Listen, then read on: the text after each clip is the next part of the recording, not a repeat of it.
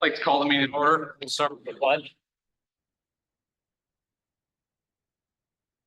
I pledge allegiance to the flag of the United States of America, and to the republic for which it stands, one nation, under God, indivisible, with liberty and justice for all.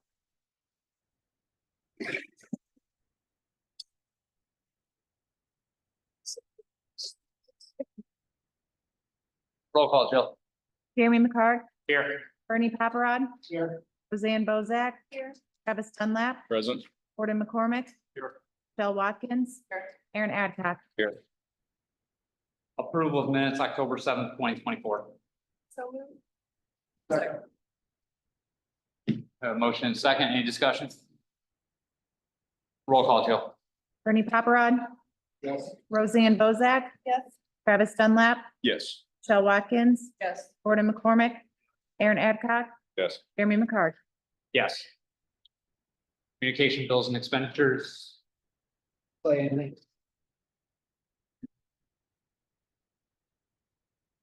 Aaron? Not sure. No. Do you have anything? Nope, I'm looking past you now. I heard your no. Jeanette. Communication bills and expenditures. No, but I was gonna comment under the word. If you want me to say it. I mean, we can work back this way, so go ahead.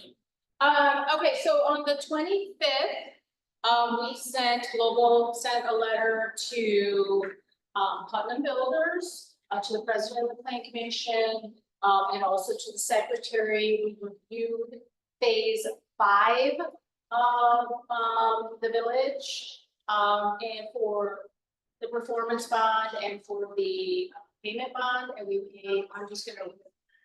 We have the letter here additionally, that we recommended, a $15,000, amount for the performance bond.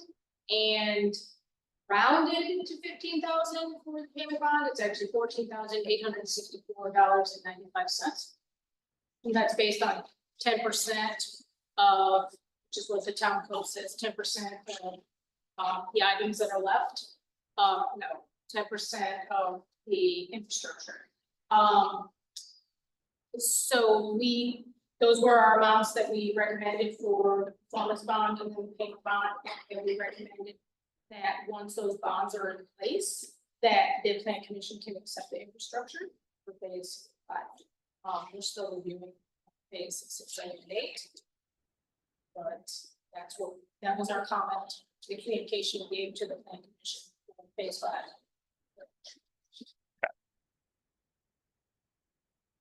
Outstanding.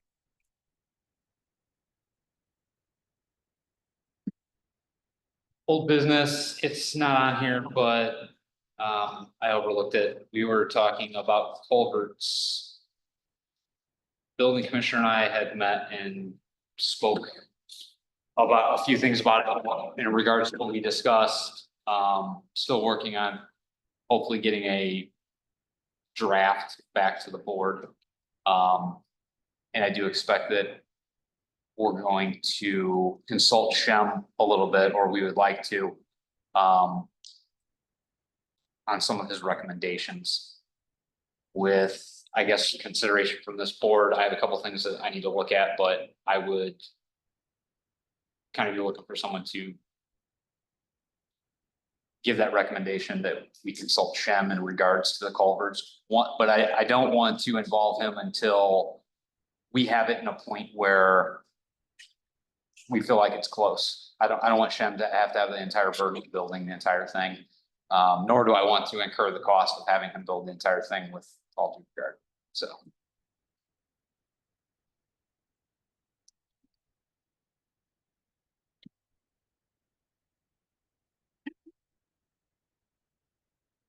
I just need somebody to recommend it in a second, if that's okay. Okay. Any second? Yes, I'll second. Thank you. Any discussion? Roll call, Jill.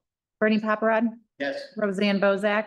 Yes. Travis Dunlap, Yes. Michelle Watkins, Yes. Gordon McCormick, Yes. Aaron Adcock, Yes. Jeremy McCart. Yes. no, under new business, review of bonds, maintenance guarantees, letters of credit. I don't know if everybody else has had an opportunity to look at it. There hasn't been any changes. Have you seen this? The bond, letters of credit, town of Burns Harbor.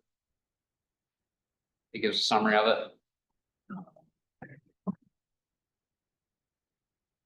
I would just say those middle items, those directly reflect your department. Yeah.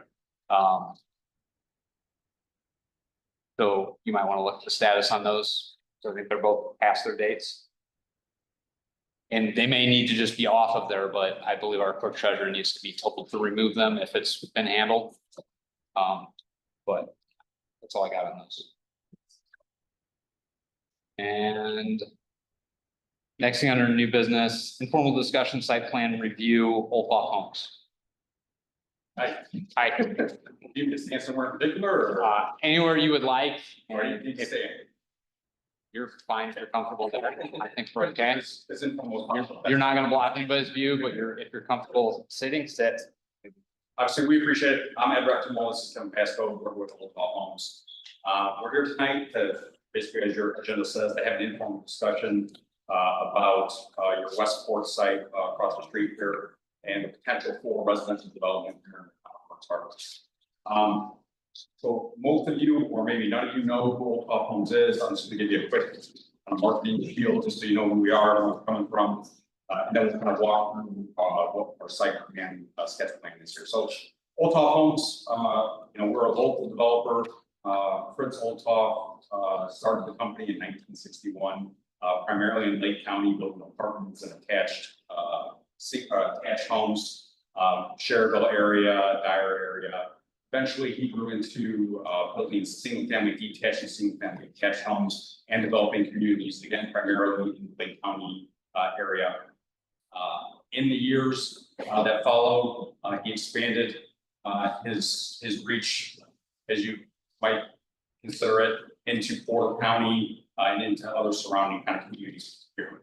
So since 1961, we've been building homes, apartments, multifamily attached, kinds of different single-family products in the Lake and Porter County markets.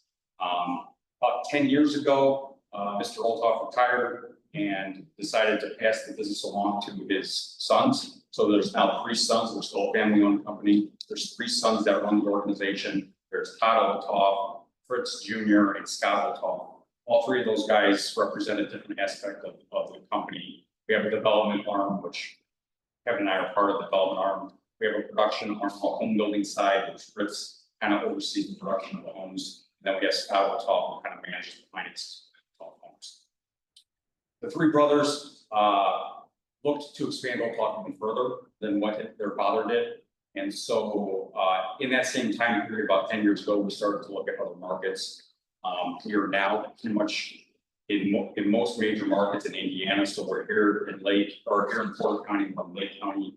We have a presence in Indianapolis on the north side and on the south side. We have a presence in Fort Wayne. So we now have pretty much Indiana covered as far as our company goes. We recognize we're here in Indiana as a regional builder. And obviously, those of you that know or may not know, but we have built here in Burns Harbor before. So we built in Portland's Landing, we built in Parkwood Estates. We've never had the opportunity to develop a Old Thought Homes community here in Burns Harbor. That's why we're here tonight. Maybe this is the avenue for us to be able to do that. So we're here tonight just to look for an open discussion. This all culminated or started because we were approached at one point about a property that was for sale here in Burns Harbor. And in discussions with the town and everybody else, it kind of developed into a little bit bigger of a project. So we're just looking for some feedback right now on, the town's interested in residential development and you'd like to see some activity there in that regard, or no, maybe it's not the time or the project that you guys are envisioning for these parcels. So I would love by 17 the site plan. I don't know if everybody wants a bigger copy. I can get you one. Otherwise, it looks like you guys would be having one. I wore my glasses today. So we had a little bit of a bigger presentation, but we'll keep it a little bit shorter to sweeter. So the plan that's in front of you represents 2 parcels. Okay, and the north parcel, which we're going to primarily focus on tonight, is your guys' old West, I guess it was Delta Westport, right? The old west part of PUD. And then the south half is another property owner here in town, Stefan, what is the last name? We're just trying to give a vision of kind of what the entire area could potentially look like with residential. So, obviously, we've had discussions with, Roseanne and, Jenny and, Rhonda on kind of the RDC owned property. And what we're proposing here and what we kind of envision is, given the uses that surround kind of parcels, State Road 49, you got 94, we've got cracks there on the west side. You know, we're looking for more of an attached style community in this area. So, we're showing some paired cottage on the east side, which are paired, again, built on paired cottage, they're duplex style home, 2 dwelling units per building. And then we transitioned as we got further towards the 149 corridor into some more intense uses. So we've got a big block of front-loaded townhome structures. So these buildings are all attached. You know, there's 4, 5, 6 unit buildings. They're front-loaded. They have a single car garage on the front side, and then a driveway as well as associated with for another access point and parking. And then we have a small block of rear-loaded townhomes, which we thought played well with the trail system that's running through there now. So that front-loaded townhome building in front, the trail system can kind of give that trail more of a, you know, corridor feel, a residential corridor feel and whatnot. So when we look at the parcels, we also took into account the fact that there was potential for the town wanting future development. So there's a future development parcel there. You know, we've heard rumors of maybe a community center or another, you know, planning building or something like that that might potentially go there. So we kept that parcel where it's at. We also, for the most part, kept the old Westport road alignments in place and kind of work into that network. How these townhomes play, there are some variations, as you'll see. We ended up using the main access point that was shown on Westport here on the east side, which is a couple of 100 feet off of 149. And that road kind of winds into the backside of the property and feeds that townhome pod. And then we provided another secondary access off at Bagland, which lines up with the parcel on the south. If we were to ever do some residential development down there, it lines up with that parcel down there to provide that connectivity to that eastern side. So, you know, we felt that given, again, the uses, surrounding uses, a townhome type product is kind of ideal here in this parcel. And in fact, it would play really well to the south parcel as well, where, you know, we have again, some transitional zoning. So you got Parkwood Estates on the west side here. And we thought, well, the paired cottage would make sense to soften that zoning transition. So we've got some paired cottage. And then as we transition again further west into kind of those heavier use corridors, we've got some more attached townhome style buildings. I thought we would have some internet connectivity, of course, but we didn't bring the right adapter. But I can give you an idea of what the units look like.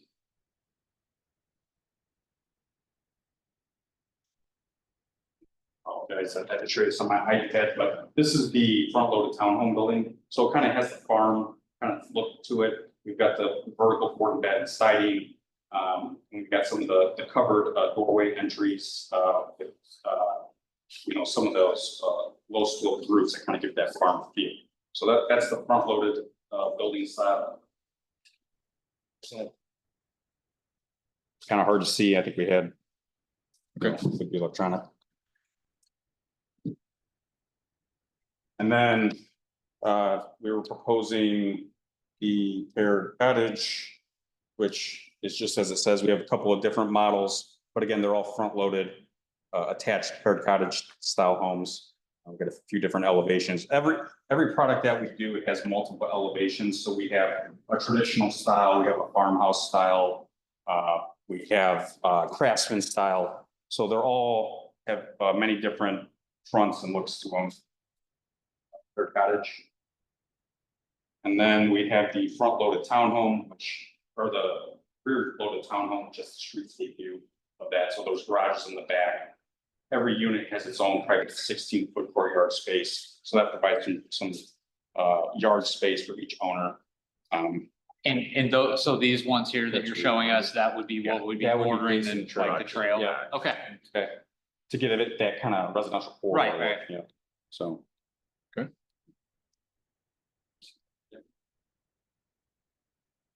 Yeah, like where that trail runs through, they were those, so that you walking on the trail, you don't see garages. So, yeah, we tried our best to take into account the existing trail. We know that was gonna be a feature to this property, and we feel like that front would quite well with it. And then we do have those the rear loaded townhome quite well into that trail corridor.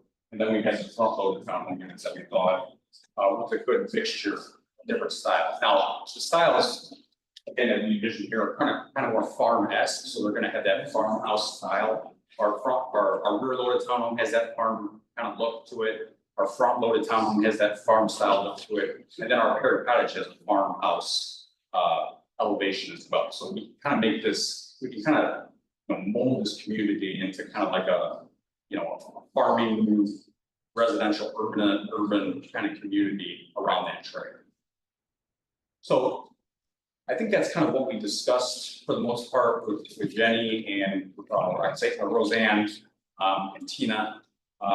We are interested in discussing with the RDC about tax incentives, so. The state of Indiana ended up changing some laws as of late, and they now allow us for a residential TIF district, very similar to a commercial TIF district, where tax dollars can be captured to help spur economic growth in areas, but using residential tax dollars to do that. So we are having discussions with the RDC about that, but we wanted to get this plan out in front of the plan commission and get feedback or hear yay, nay, this is not something we'd like to see here. Just to kind of start vetting this to the appropriate entities. So I apologize for how brief that is.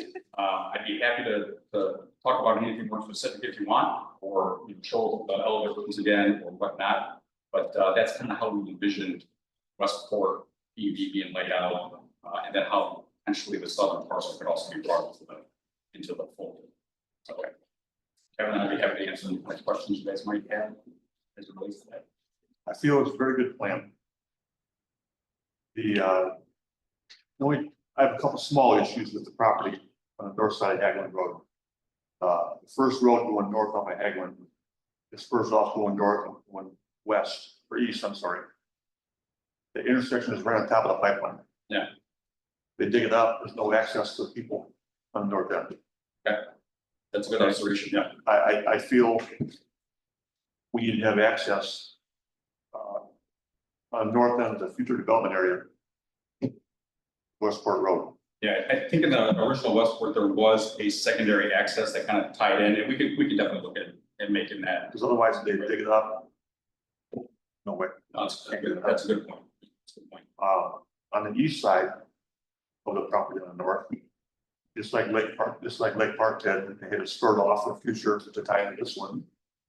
I feel we need to at least have one spur going east. A large piece of property. It's been subdivided many years ago, never came through as anything. What are you talking about? I'm sorry, I lost it. I'm trying to follow the. I don't know the gentleman's name. Been for sale for a long time. I own quite a bit from Hagelin Road all the way up to where they have their dog parks. That's been plotted for subdivision for God knows how many years and never really developed. I just feel that maybe we need to have on a, where you look on their map, the area 1, which is probably an open space. Either there, cutting across, or between 5 and 7, just going to the property line. Okay.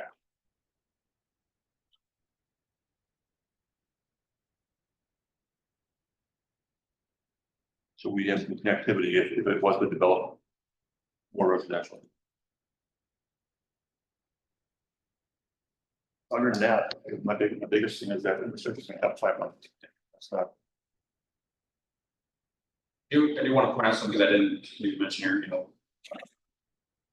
in most of our old communities, we really heavily focus on amenities and things like that. So, we are including a dog park in that northeast corner, though, I think we talked, when we were talking to Tina and the others about, well, that potentially just wants to stay a wooded area or something like that because of some maybe wetlands that are back there or whatnot. So we would include some type of amenity feature, whether it's a dog park community or playground or something like that.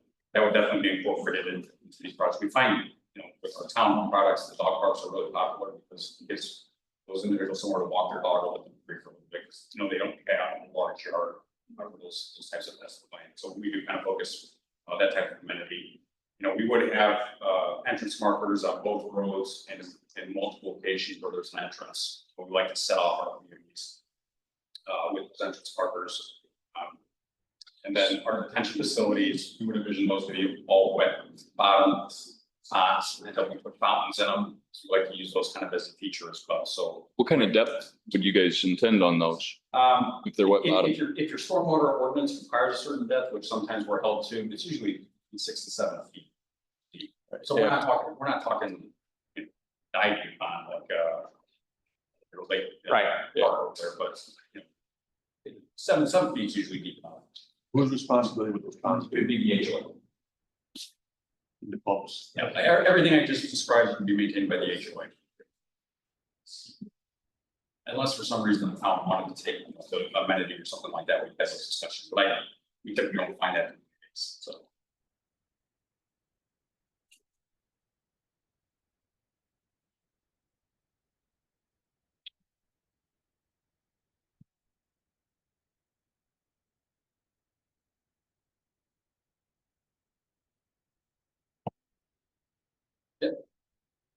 Square footage on townhomes, paired cottages, what does that look like for you guys? Yep, so the pairs are the townhomes range between 1,200 and 1,600 square feet.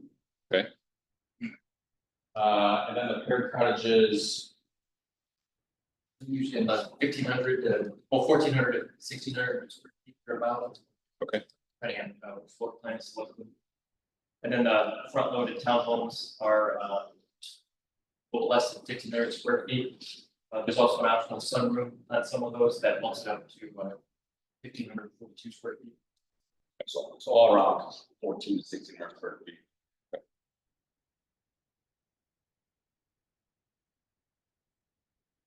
And the townhomes are 2-story, correct? Yes. If I remember.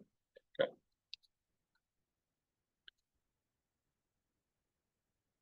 And you're only focused on the north.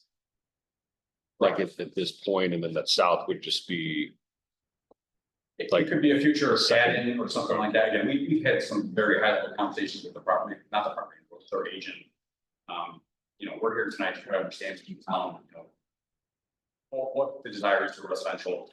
You know, if it's, hey, let's start here and then maybe we have a conversation. Those are all plans, those other conversations. We just wanted to kind of get an idea of what that area would look like as a residential. So I haven't been involved in this before, but the Westport property, there was a PUD that was approved, adopted, public hearings done, everything else. I guess my question is, if this were to happen, and there's obviously clear changes, it's not the exact development sort of before. Would this be the town amending that PUD to be able to have this happen, or what would the process look like? Like, what would be the appropriate, I mean, the use, the overall use is the same. But obviously the configuration, everything else is different. So what does that look like? Property with Haglund is owned by the town of Garden CIA. Which we sit here today. But that, I mean, if they were proposing to amend the PUD, but they would be essentially the. So that would be the process, so the amendment to the PUD, and we'd have public hearings to For do that. the portion that's on the north side of Haglund. Correct, yeah, I know the south side is privately owned, and that's a separate issue. In my recollection from that PUD is that part of that development was for a new town center, town hall, et cetera. And I don't see that on these, so that would have to be some discussions amongst town officials. If there's still a desire to have new town facilities over on that property. Additionally, since this is all zoned residential. Under residential district, it's just a straight R district. Purpose of the residential district is to promote the development and management of walkable residential neighborhoods. The district consists of freestanding houses, neighborhood and community parks, greenways, landscaping, and connected streets with limited on-street parking, sidewalks, and trails.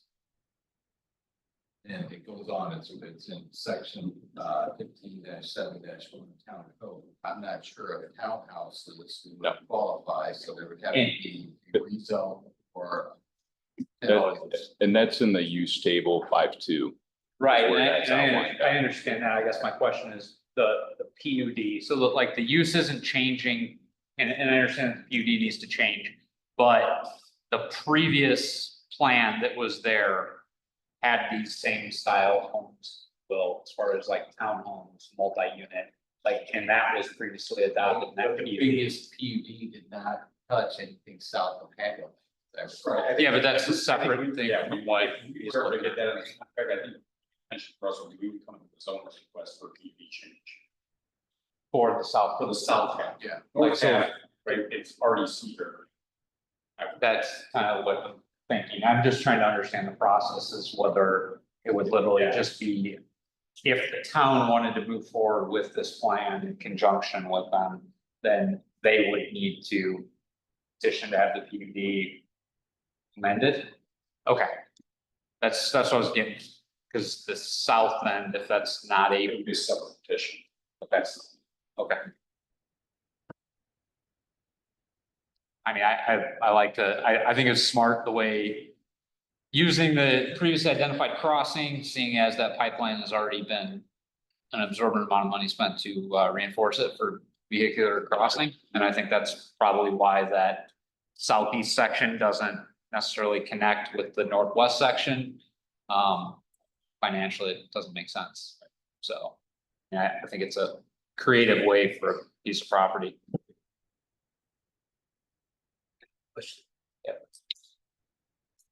Are these gonna be purchased?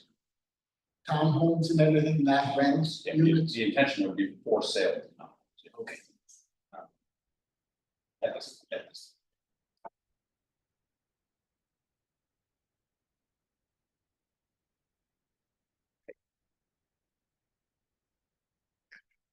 I mean, other than No, I- obviously working through the process, if this were to happen, I think the general concept is fantastic. Okay. I mean, I think any little questions and or amendments, I think that's. I don't see anything that in there, at least for me, it's a complete deal breaker. They'd be like, so. Just a quick one, the attorney, so. It would be the RDC that would have to amend the use, correct, since they're the owner. I don't think the artist, I think it's the town first, I think. But maybe I'm back. The town, whatever, whether it's the council or the RDC owns it, I can't remember the city right now. Do you know for certain there, Miss? No? Cause Well, I wasn't sure who you're looking, well, I would think, but I could double check with Shem, our surveyor, get back to you, but I would think if you're gonna amend the previous PUD, then it would be the owner of that PUD. However, you know, I don't know what that means for you and going through those engineering fees, so that would be a conversation that you have to develop. Think, yeah, I could be wrong, but I would think that, yes, it's the town's PUD that gets amended. So, but I will check with you. Can we just stop it in the proper term? Get rid of the PUD altogether, and all we have to deal with is use, because it's all zone R1. And just go over use variance, better than amending the PUD and. Is that PUD recorded? You go on the GIS website. and you- I don't know, I think those are the questions that we have, that we just, Sort that out. yeah. Oh, we sort that out outside of it.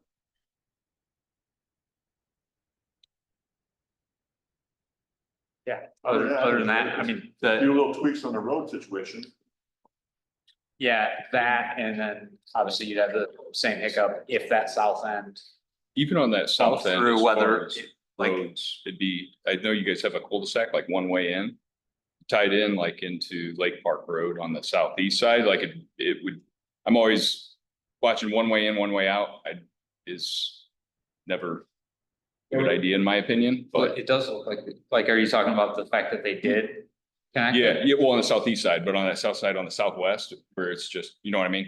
So, Yeah, there's a natural, really natural feature that runs through there that, it's like, yeah, I think it's even a county drain. We have there's some type of county drain going on there, so that's why we didn't gotcha. show that connection quite yet. Property north of Paglin is owned by the town. I recall that when it was purchased from the Juneau School Corporation, there was RDC funds, but it was deeded to the town.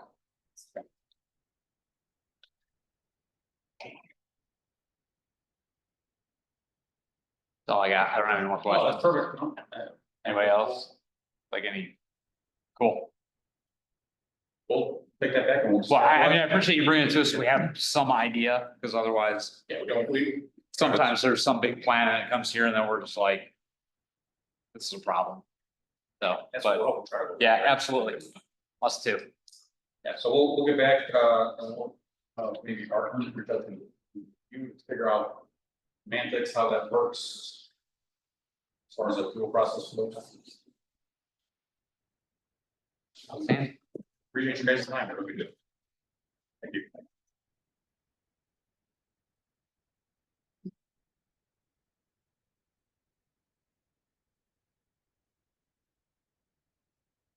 Go to the order, any other business? Yes. Absolutely. Last meeting, we discussed our definition for a data center. Yes. We actually have some sort of a definition in the book already. In town code? Yes, we do. Okay. Yes, we do. We have to tweak it a little bit. But it does cover a lot of it. And that's under the notes. Chapter 15, page 12, 49 is the definition for it. It's allowed in SB 1 as not a permitted use, but a special exception. And what was, I'm sorry, the number again? Chapter 15, page 12, 49. So the definition of data center isn't what you go by, it's somewhat. Is it sufficient or does it need I to? think it needs to be tweaked a little bit, Okay, but the only place that's allowed in town is SB 1. Okay, it's not allowed there, but it's allowed with special, with special exception for the BZA. yes. Okay, Item number 49. It's the definition for as 49. 15, page 12, 49 is a communication center, they call it. And definition of a data center, that's kind of, they use communication center in their definition.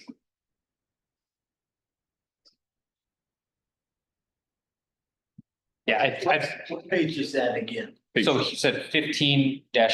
15, 12, and 49. 49 is the definition for 49. communication.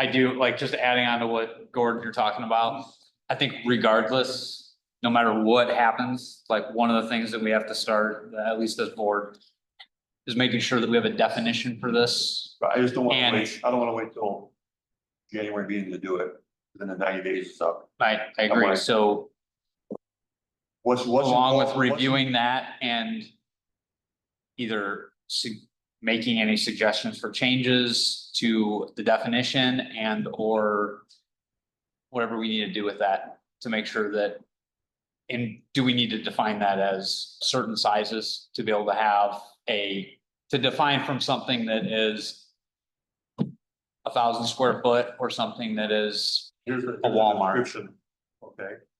A data center is a building, a dedicated space within a building or a group of buildings used to house computer systems and associated components such as telecommunications and storage systems. Okay? So is my server room in my police department a data center then? Yeah, you're. You know what I'm getting Yeah, at? get rid of it. But you're like, No. No. I do think that we've, And I don't know what's involved in changing the definition. We gotta advertise, we gotta have, meetings and hearings and this and that, or can we change it?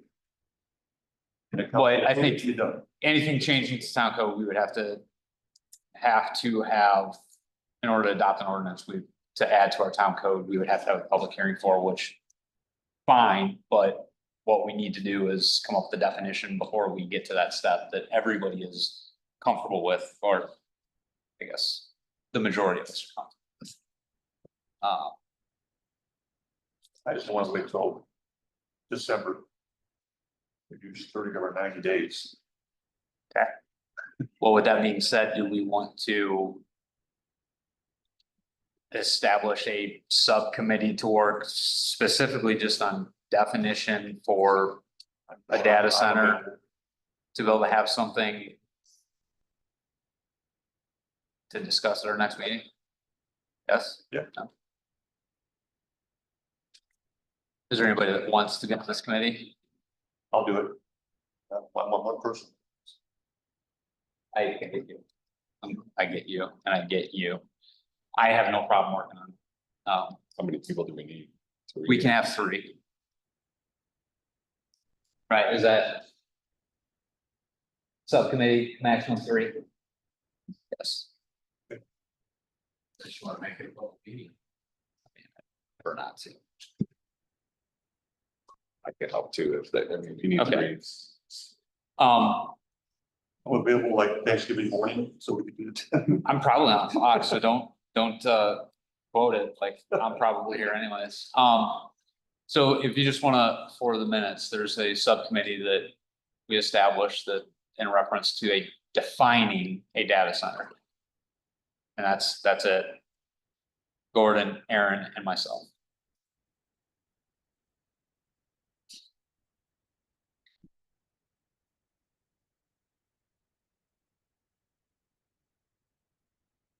So still in good of the order, any other business, anybody else? So, Well, at this moment in time, I would not like to present, but if I would have the opportunity to present an alternative idea to a portion of that property. I can schedule it. okay, okay. You're talking about the Westport PUD area? The Westport, not where the quote unquote future development area is, but to the northernmost boundary line, And not to interrupt you, but can I get your name? John Whitney. I'm the property owner at 1248 Westport Road. I didn't recognize you, sorry, but yes, absolutely. I mean, we could entertain a little bit more of that, like, I guess I'm open to hear what your suggestions are, but is, just for clarification, the ultimate decision on what would happen with that property would be a town council as decision, yes, town council and or RDC? I'm just trying to make sure, like, we can't be the one to decide what to do with it. But I'm absolutely open to hearing what you have to say. You wanna sell your piece of property, or pardon me, you wanna sell your piece of property? I would not like to sell, I would like to apply for a grant for the state of Indiana, potentially acquiring a small amount of acreage that butts up to my property and create a prairie restoration project. That's old farm ground that we've seen farmed for the last 30+ years, and it was nice to see it kind of go back to prairie. I think potentially, I don't think it'd be adversary to the development. Potentially, it could be in conjunction, a kind of a green space that would not be developed to perpetuate the natural flora and fauna in this area. Given proximity to the Indiana Dunes National Park, migratory birds, animals that will be affected and displaced by potential development.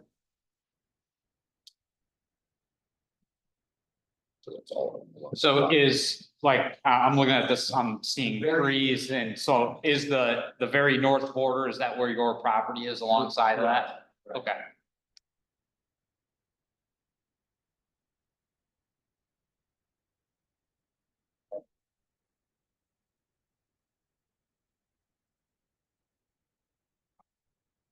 I'm in the process of starting a non-for-profit, that'll be any day now in my father's name. And I would like to preserve a portion of that land. Okay, I'm also open to allowing public access, maybe it's privately held, kind of open dialogue, whether that be a trust is formed where upon my death or upon my children's death, that is passed back to the town. Maybe it's a nature preserve that's not developed as a buffer between this potential future development or any other development that may take place in the future. I would love to be able to tie it into the trail system so that people walking the trail could have access. And maybe there's some educational placards and I have a plethora of people that would be able to help me facilitate that. I own a landscaping business, engineer landscaping, we're into native plants and prairie restoration as part of our company. okay, So that's I would like the ability to be able to entertain a more detailed plan. I'm willing to pay for the cost of surveying and subdividing. But if allowed, I would apply for a grant from the state of Indiana through USDA Natural Resources Conservation Services. They help to preserve old farm ground that was to be converted into natural habitat. okay.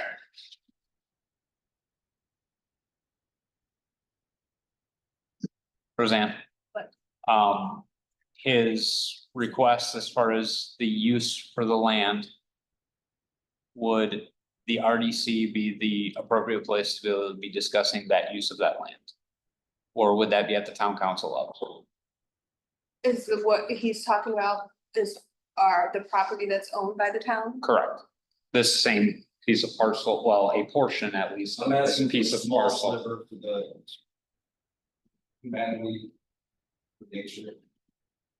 Would that need to go before the town council, Clay? It's owned by the council, so I think you have to go to the council. Just keep in mind that this area, this is the pipeline Mm-hmm.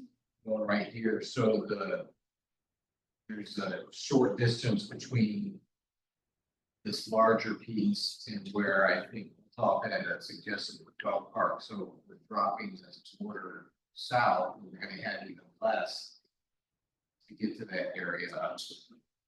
It's owned by the council, you know. I'm not sure what the proposal is, and if it would be owned by him or this nonprofit that he's suggesting that there's public access to it, et cetera.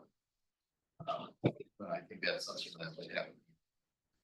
So the town council. I mean, I understand what you're saying, John, but there's nothing to stop your neighbors to the north from clearing every tree off your piece of property. Pardon me? There's nothing to keep your neighbors on the north side of you from taking every tree off their property they own. Yeah, there is though, and not legally, but ethically, people and consciously they would not decide to do that because to the north is a natural tributary to the Little Calumet River that is basically undeveloped, unable to be developed because of the terrain. Now, people, those houses on Meadowbrook are well established, just like our property, you know, we've been there since 1988. I don't see any reason for those people to develop, like. And that's not the, I mean, what are you insinuating? No, I understand you asking for a piece of the property, you'll do in the school property, if you want to call it that the town owns now.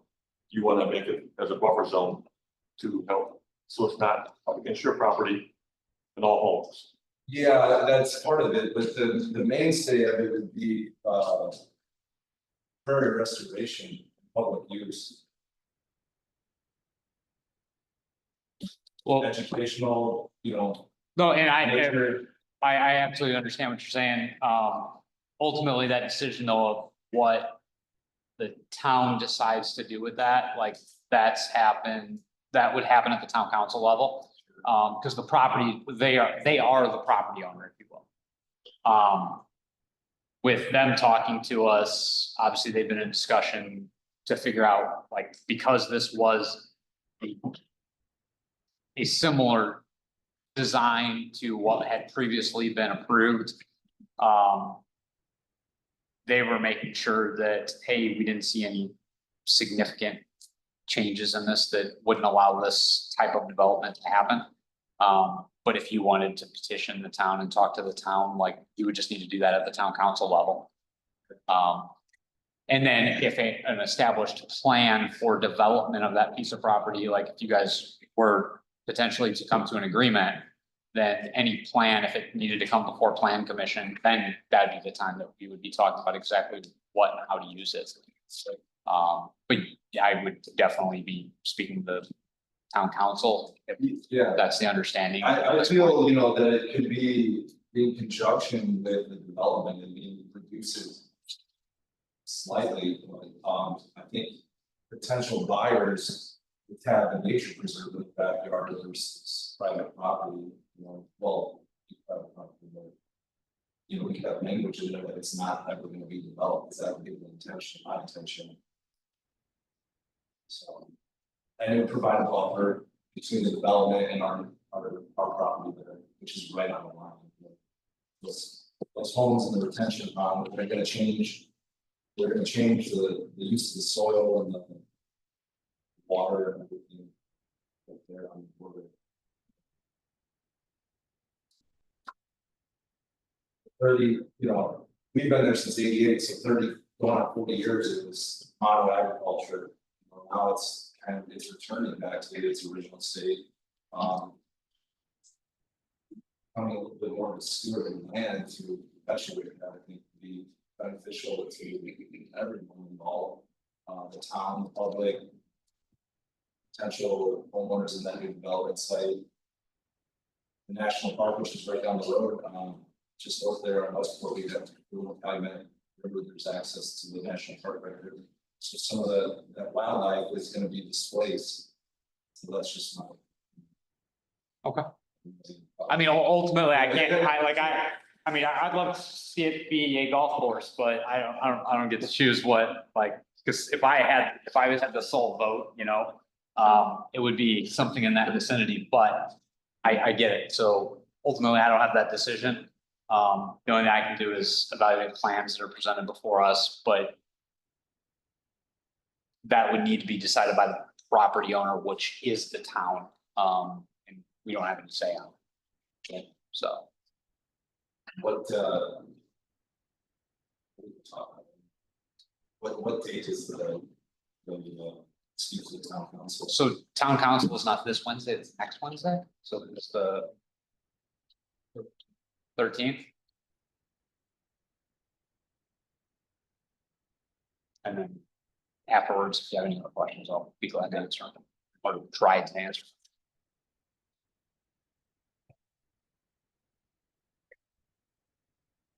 Good. Yeah, what? You got anything? No, I'm good. Okay, well, you're here. I mean, I want you to speak if you want to speak. Well, I appreciate this. I'll make a motion to adjourn. Is that a motion? Second? Discussion? Roll call, Jill. Roseanne Bozak. Yep. Travis Dunlap, Yes. Phil Watkins. Jim McCormick, Yes. Aaron Adcock, Yes. Bernie Paparad, Yes. Jeremy McCard. Yes.